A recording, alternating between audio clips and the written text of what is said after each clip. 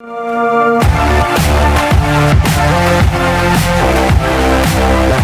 everyone. Welcome to another version of the Black Woman in HR conference. My name is Adese Okoje, and I am the CEO and founder of BWHR.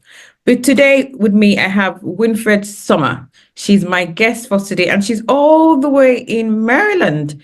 As you can see from Winifred's background, she's very passionate about HR. So I can't wait to delve into all the fantastic questions. And I can kind of like squint my eye and see some of the HR organizational development books that she has with her, trying to educate her audience.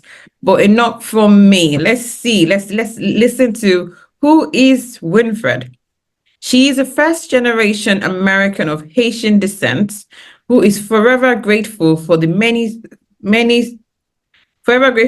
sacrifices her parents made so she could be in the land of opportunity. Is that USA? Okay. Winifred found that during her time in the workforce, the opportunities were not always welcoming, and there appeared to be a rising trend of toxicity in the workplace. It's everywhere, darling. Her concerns for people met with challenges in the workforce led her to change her career from health administrations to human resources, where she proudly advocates and inspires people to have a healthy and fulfilling career. That's one thing we have in common, Winifred, because that's why we're here, and that's what Black Women in HR is all about.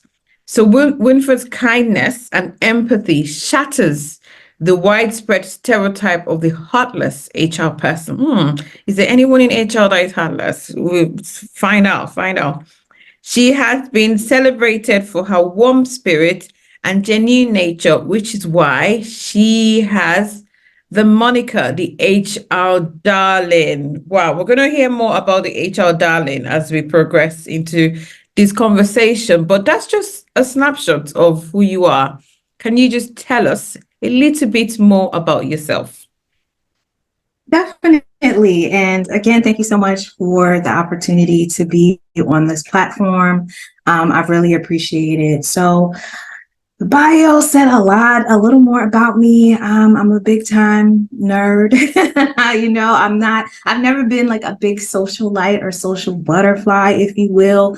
But when it comes to things that I'm passionate about, such as HR, I really have come out of my shell and writing a book. I'm an author. I've also gotten into the teaching area where I teach courses online and in person and do workshops. And yeah, I'm just kind of blossoming in this area of my career, and I'm loving every minute of it. And the same joy that I feel is the joy that I want for others in whatever their respective industry or profession is. Sorry, I'm on mute. I can see the passion in your voice and in your smile, and why you probably enjoy what you do. But can I just ask, how did you get into HR? Because a lot of people I've met say something like, oh, I got into HR by accident, but I actually got into HR by studying human resources, personnel at the time as a discipline. But tell me, how did you get into HR? Yeah, well, it came purely from interest. So I started my career in the healthcare area. My parents wanted me to be a nurse, and I was not interested. I was not interested in that. But shout out to the nurses. That's a very honorable position, but it's one of those roles that you truly need to have a heart for it. I'm definitely a heart first kind of person. So if you don't have passion for nursing, don't be a nurse. And unfortunately, during my time in healthcare, I saw a lot of people that were doing jobs they didn't really have a passion for or a love for, and they were doing it strictly for the paycheck, which I can understand because we got bills, we got things that we need to do. But I saw a lot of toxic behavior in the workforce throughout the many different places that I worked during that time period. And I started to ask questions. One, why was toxic behavior being allowed to just kind of run rampant all over the organization. And I started to wonder, like, what is HR doing? It was also leadership doing a lot of foul things. And I'm just like, what is going on? What is behind this? So I started to do my own research, and HR kept coming up, HR policy, HR this, HR that. And that's what really made me say, maybe I should try to become an HR professional, because it seems like they have the power. And then I learned, of course, that's not necessarily always true. But at that time, I said, I want to be one of the superheroes. I want to be in HR. And I decided to go back to school and earn my master's degree in human resources management. And from there, I started to get awesome opportunities. So it was curiosity. Never in a million years did I think I would ever work in HR. I didn't, grow up saying I want to be an HR person when I grow up. It just kind of sparked after being in the workforce for many years and seeing things that I didn't agree with. Fantastic. That's fantastic. So you're a writer and you're a poet. Yes. I'm going to ask you to quote a poem for us. Your favorite poem doesn't have to be an HR poem. But can you just, first of all, tell us the names of some of your books? If you have them, you can display them so people can actually, if they watch this podcast, they can go on Amazon and purchase them if they're interested. So if you could display some of your books, that would be great. Tell us about one or two, what they can get from that. And if you have a magical poem that you could share, that would be fantastic.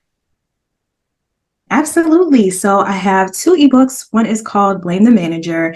And that one just kind of came from, I feel, unrealistic expectations that people have sometimes for people in leadership. There's always somebody above the manager and then above that person as well. It's kind of like a chain. And so during my brief stint in leadership for 2 years, I went through my own things, but I also would witness things that other managers experienced, and they were stressed out and they were going through it. They didn't have the answers. So I wrote a book called Blame the Manager. And ultimately, it's just about having grace for leadership. So that's available online. Then I have an ebook called Job Interviews That Changed My Life, kind of giving stories of things that really happened to me that shifted the way that I present myself during interviews.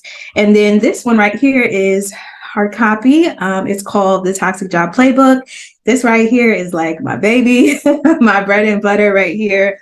And this is about survival. It is a survival guide for the workforce. If you're dealing with toxicity and you're looking for a way to get out of that situation, if you're ready to fight the good fight, you're like, I'm not letting them run me out of here. I'm going to document, I'm going to this, I'm going to do that. So it kind of gives you an outline of things that you can do, but it also connects to the heart, because sometimes we have to think about, are we really doing what we want to do? Are we really on the right path? And sometimes we're looking for opportunities and we feel like, oh, there's nothing else out there for me. I guess I just got to stay here. So it's also to tell people, you don't have to be stuck. I mean, it's not going to be a snap your fingers, 1, 2, 3, follow this list of things on a, and then you're just going to get the job of your dreams. It doesn't always happen like that, but it does talk about the ups, the downs, and ultimately not quitting on yourself. So this is the Toxic Job Playbook. I do recommend it also for leadership. And I started to teach classes about it because I feel that with all of the entrepreneurial spirit that's out there, which I love, I have rarely heard anybody talk about creating a healthy work environment, right? That's important. And so this book has kind of, been able to help people with that journey. And where can they find your books? Is it on Amazon or? Yes. Yep. All three. They're available on Amazon.com. So you can definitely order them there. Okay. And if they search for your name, they could find your books. And so for anyone who's watching this, when we do post this on YouTube, if you look in the comments in the drop-down section, we'll have the link to Winifred's ebooks on Amazon. So please, I am going to buy one of them. I would leave a review and some fancy feedback. Do you want to tell us about your poem now, or do you want to leave that till later? I'm going to save a poem for the end. Save it for later. Okay, Yeah. fantastic. So you've written books, and I know it must from obviously they say women can multitask. We have so many superpowers, like you said earlier on, you're superhuman. And it must have been challenging or not to be writing a book or gathering your thoughts to write a book and still doing your core work, which is your HR. That balance, how did you balance that how do you even balance your day? What does that look like for Winifred? It's pretty funny because ever since early childhood, I'll say about second grade, I've always had a passion to write. Writing was the first thing that anybody ever told me that I was really good at. It was always the one thing that I felt like, okay, I found my special thing. And that was identified so young. So I've always loved writing. I always told myself I'm going to be an author at some point. And I've always been writing kind of on the side during my free time. However, I like fiction. I like the fun stuff, the romance, the adventure, the drama. I would have never decided to write a book about the workforce of all things.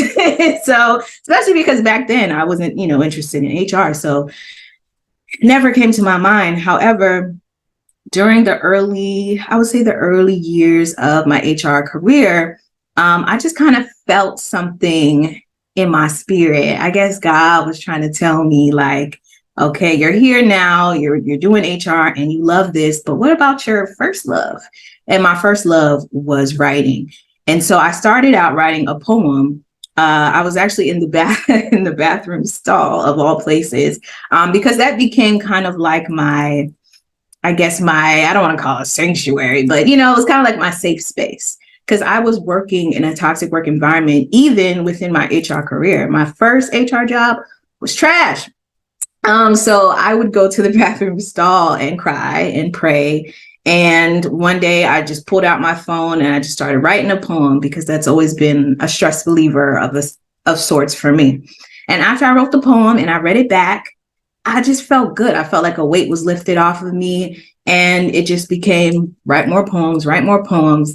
Then it became, this could kind of be a story, but again, I loved fiction. So I figured I would write like a funny, like satire kind of thing about the workforce and work relations and stuff and make it goofy. But as I started to put my feelings on the page, I was like, nah, this has to be nonfiction because there are things that are very serious. Like this topic is not, and I know people do kind of poke fun at things that happen at work, but it is a very serious topic ultimately.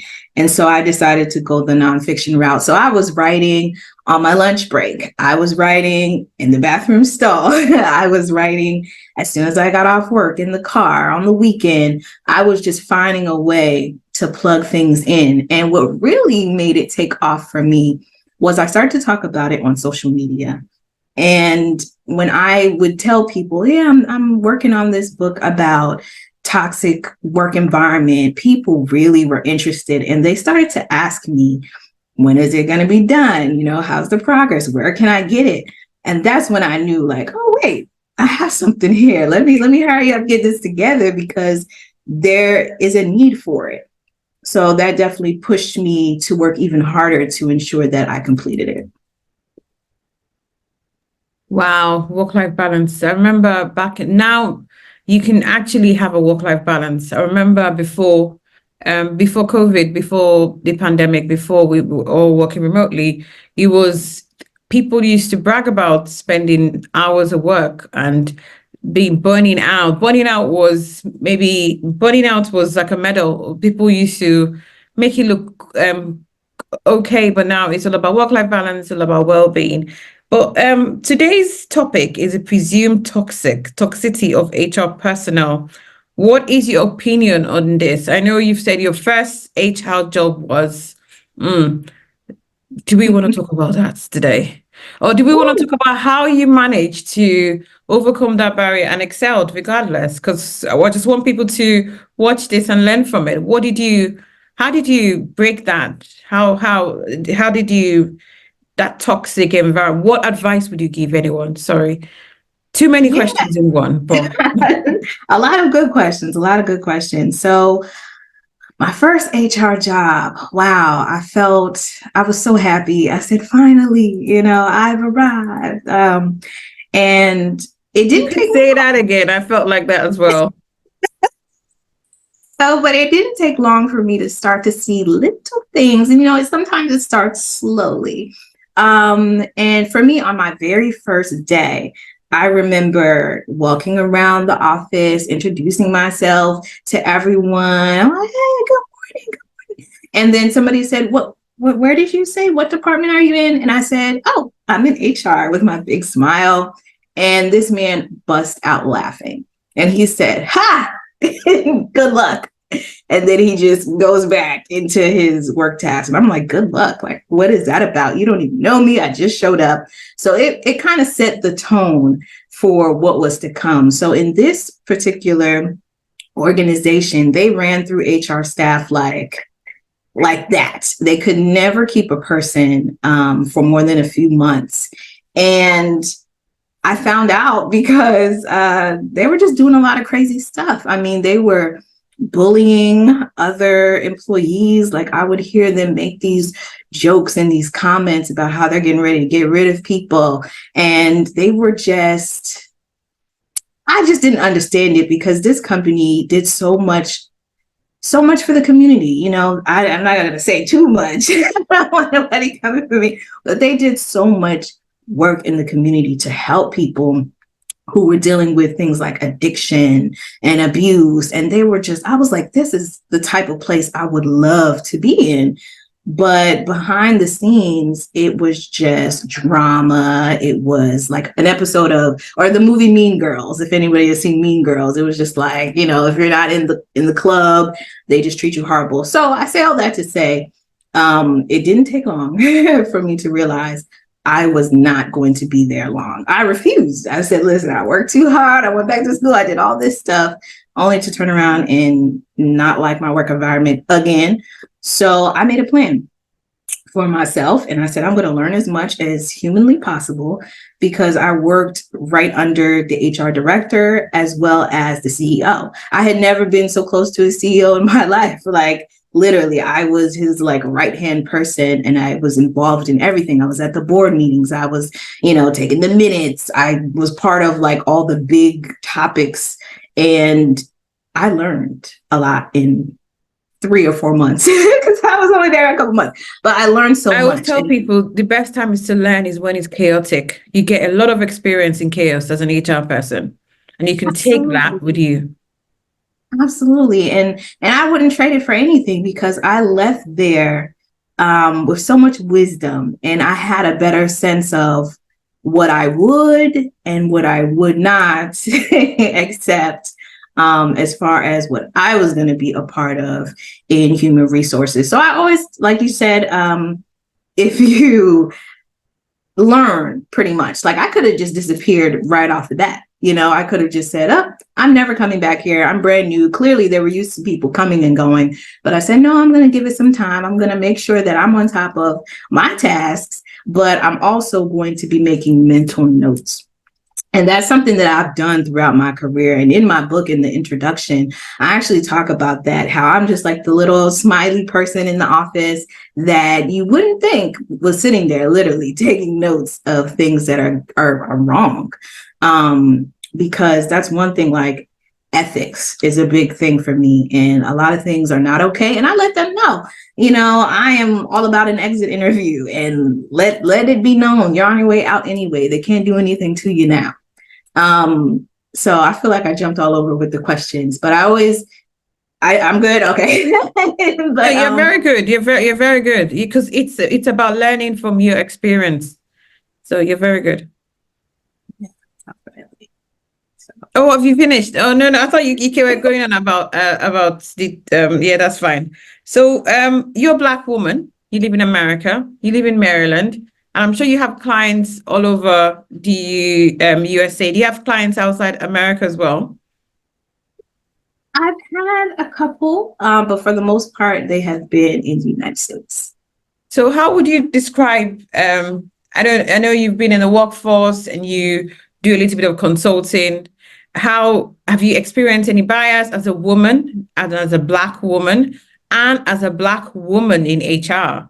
So that intersectionality, can you tell me about if you have any good or challenging experience that you have learned from, and what did you do differently, and what can anyone learn from you as anyone I want to rise, if it's a Black woman or a Black man or someone from ethnic heritage watching this podcast, and they're experiencing any level of bias or not, or they just want to be more visible and come out more as a champion, as you mentioned, can you tell us from your experience how you've achieved all your amazing milestone by being a poet, by writing all those books, and by just putting all your it's all about you dumped your knowledge in books for people to learn from. Yeah, I mean, I am all about being myself, which over the years, I feel like I've become more and more comfortable as I am. I don't let what's going on in the workforce change my attitude or change my mood. And what I've noticed with a lot of HR professionals, especially some of the Black women HR professionals, when I tell them how much I love HR, especially the ones that have been in the industry for a long time, they're like, yeah, that'll wear off. Once you've been in HR for a while, you're not going to light up and be excited. It's kind of like they let the day-to-day just weigh on them, which, hey, I mean, I understand it gets like that, but I'm a person that my energy is my energy, and I'm very optimistic. Even on the worst days, I'm always looking for, the glimmer of hope, if you will.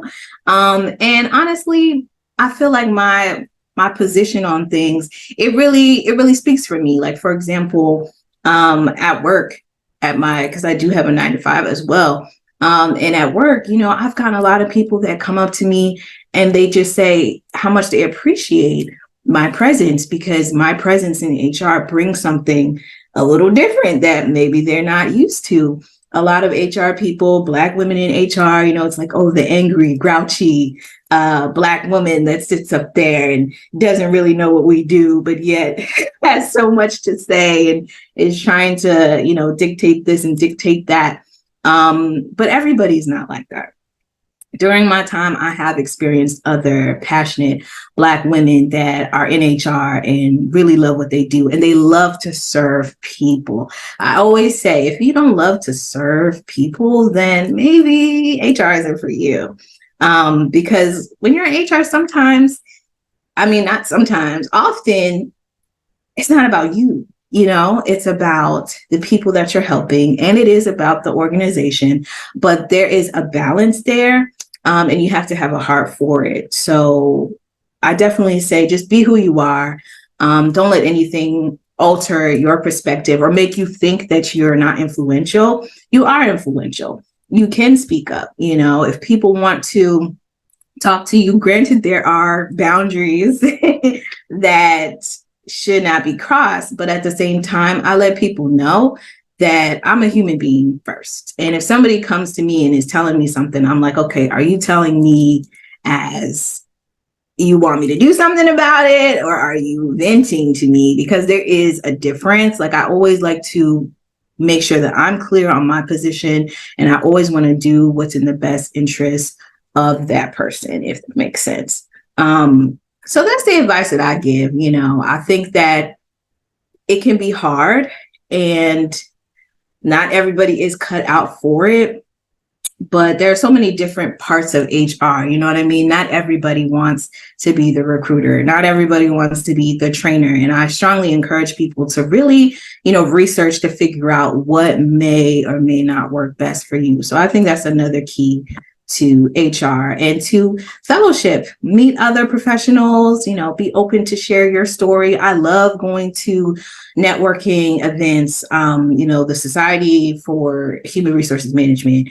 Most states or counties have separate hubs where you can gather and just relate, So I hope that answers the question. Thank you. You've actually touched on my final question, and which is I was going to ask you, which maybe you can still tell me something more. Maybe there's still some more right in there. What advice would you give to anyone who is just probably they've had a number of experience, they're trying to transition into HR, change of career, or someone who's just landed their first job in HR? What would you say to a younger version to say, okay, my first job in HR wasn't great, but if I knew this, I may. So what's your key advice to someone securing or secured their first role in human resources? Yeah, always remain a student. Whether you went to college or not, but just always be open to learn. I say be observant. You want to get to know the different key players in an organization. You want to do your research. You want to be vocal. You want your presence to be felt, and you want to be impactful.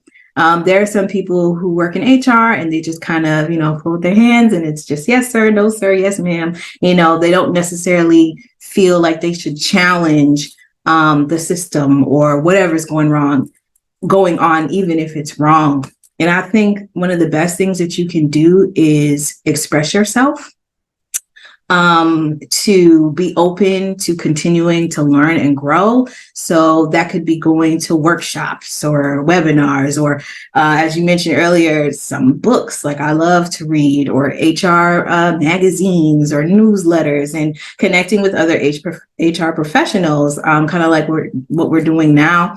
That's probably my biggest recommendation. I transitioned, as I mentioned earlier, from a totally different career into HR. And what I love telling people is I thought it was going to be an easy transition, but it took me 5 years.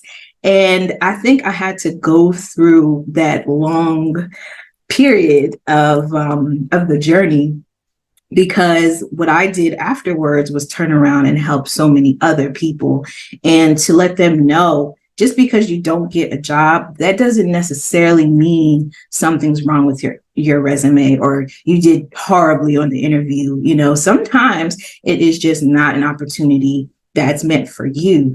I think oftentimes when people are looking for their way in, they are willing to go with anything, just to kind of get their foot in the door, which makes sense. But sometimes there are red flags that you can find before you even apply to something. And I actually talk about that in my book. Like, there are certain things you can see in a job post, or if you do research on an organization. I love the time that we live in, because people are open to share their experiences. If you're going on job boards, you see the comments. There's things like Glassdoor, where people literally say, what department and what their experience is. And you can't always trust everything, but if there is a pattern there, you can kind of say, you know what I mean? Like, maybe I should keep searching. So for anybody that wants to get into HR, just know that there are so many different roles and so many different opportunities, and it may not happen right away, but don't ever give up. I thought about giving up quite a few times. One time I actually ended up going back I was doing medical credentialing, and for a brief moment, I went back because I was like, this is taking too long. Maybe this isn't for me, but don't give up. If you're doing it for the impact, if you're doing it for the right reasons, don't let anything distract you or overwhelm you or discourage you from what it is you believe in. Thank you so much. The key is don't give up. I would say when I started Black women in HR, and many times I've said, oh, I'm not going to do this. No one is paying me for it. But the joy, the passion, the help, the support I get from doing all this, and meeting beautiful, wonderful ladies like yourself across the pond, it's amazing. So we've come to the end of the podcast. So thank you so much. I have learned a lot. And I'm very confident anybody that's going to watch this playback will learn so much. So if you could just tell us where our viewers can find you, where can they find you your, if you tell us how, your LinkedIn, your socials, your email, how can we find you? Sure. The best place to find me is my website, which is www.winifredsummer.com. And there you can find all things Winifred Summer. You can find out if I'm teaching a class. You can see different features I've done, different articles, or just kind of what is going on in my world, what books are coming out. You can also visit me on Instagram, which is actually my favorite platform of all the social medias. Do we follow each other? Do you follow Black Women in HR on Instagram? I believe too. I should, because I know I've seen the page, or maybe that was YouTube. Okay. I follow. Okay. Yes, but Instagram, writing by Winifred, because I am a writer at heart. That's my first love. I am on LinkedIn. All of my links should be on my website. Okay. So yeah, check me out there. I would love to engage and interact. I do have my poem as promised. Yeah, I'm following you now. Thank you so much. Thank you so much. It's been a pleasure. So thank you everyone for watching this. I hope you get to learn as much. The link to Winifred's books, it's click below. Subscribe. If you do watch us, subscribe to Black Women HR. Look, can you show off your book as well? Yes, and it's amazing. And thank you so much. It's been a pleasure to listen to you, and I have learned from you. And I'm hoping anyone and everyone that watches this podcast will get something from it. Thank you so much. Thank you Bye so for much. now. Bye.